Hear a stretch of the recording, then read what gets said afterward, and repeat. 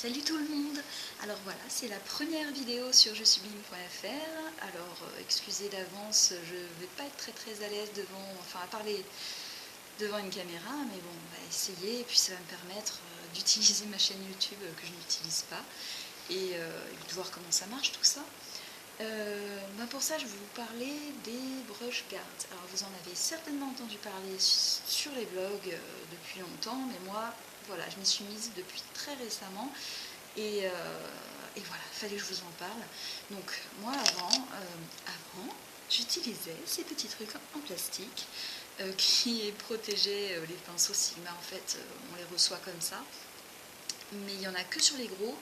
Et puis, ça protège un peu de la poussière, ça protège un peu les poils, sauf que ça ne tient pas du tout, ça glisse et c'est nul quoi.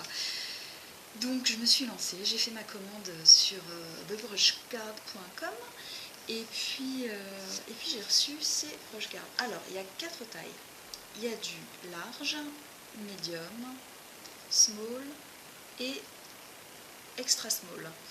Alors le large, il est très bien pour les gros pinceaux poudre comme ça. Alors c'est quoi déjà? C'est comme un tube en plastique, ça fait un filet résille qui est extensible et qui ne se déforme pas. À chaque fois ça revient bien comme il faut et ça s'adapte. Hop, hop, hop, hop, hop.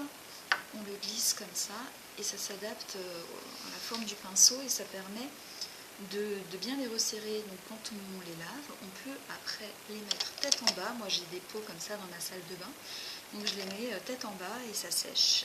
Alors mon appréhension c'était que ça mette beaucoup plus de temps à sécher et en fait c'est pas le cas. Chez moi en tout cas, ça sèche bien, ça sèche aussi rapidement que quand je les laisse sécher à plat sur une serviette. Donc voilà, ça a le mérite de protéger de la poussière, ça protège quand je pars en voyage. Je les mets comme ça dans la trousse, ça protège bien les poils. Donc voilà, sur le site, ils donnent un autre truc, ils disent qu'on peut s'en servir pour protéger le manche, pour pas salir le manche quand on se maquille, que ça tient bien. Alors moi j'aime pas du tout, je trouve que ça glisse, que c'est pas... j'aime pas, c'est pas naturel. Donc voilà, pour ça c'est pas terrible, mais pour le reste c'est vachement bien. Donc j'utilise le gros voilà pour le pinceau poudre. J'espère que vous voyez un peu ce que je fais parce que le médium pour les pinceaux blush comme ça. Hop. Les small comme ça va très bien avec le 217 de MAC qui a tendance au fur et à mesure des utilisations, il s'écarte un peu comme ça. Hop, après l'avoir lavé, on lui met ça, ça le resserre bien comme il faut. C'est magique. Et le extra small, j'aime bien l'utiliser avec le pinceau crayon. Hop, alors il s'écarte bien comme ça. Et puis il permet vraiment de resserrer les poils assez fort. Et comme c'est pour faire un travail assez précis, même si moi je suis pas une grande maquilleuse, j'essaye de m'améliorer en tout cas. Et ça permet de bien faire, de bien dessiner les formes en tout cas. Voilà, donc c'est vachement bien. Combien ça coûte? Le Variety Pack, il est à 5 dollars, pas euros, 5,50 $. Il y a 3 € de frais de port, c'est pas grand chose parce que ces trucs là c'est tout léger, ça tient dans une enveloppe. On le reçoit, enfin moi je l'ai reçu en une semaine.